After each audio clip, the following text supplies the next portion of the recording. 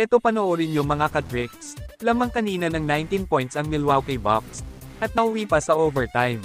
Dito sa baseline drive ni Rui, ay lamang na ng 2 points ang Lakers. Kaso Austin Reeves nakapag-commit ng foul kay Leonard, pasok ang 3 free throw, at lamang pa ng isa ang Bucks. Pero Leonard na isahan naman ni Reeves.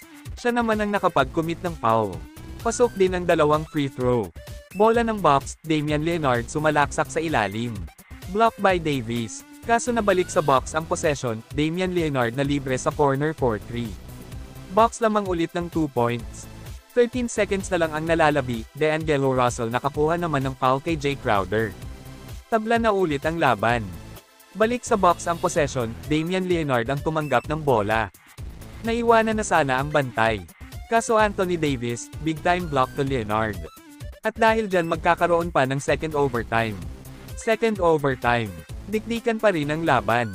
Wala nang 2 minuto bago nakapagtala ng puntos ang dalawang team. Dahil dito sa steal ni Leonard. Pero bumawi naman dyan agad ang Lakers. Spencer Dinwiddie to Austin Reeves. Tabla na ulit sa 119. Damian Leonard, ang may tana ng bola.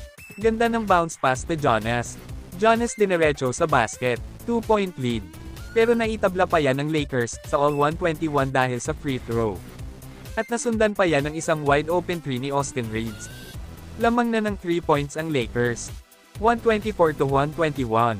Kaso hindi na rin nakatabla dyan ang Milwaukee Bucks. At sa huli panalo pa ang Lakers. Grabe ang 19-point lead comeback. Anthony Davis, double-double, 34 points and 23 rebounds. At Austin Reeves, 29 points and 10 assists. Anong masasabi nyo dito mga ka-tricks?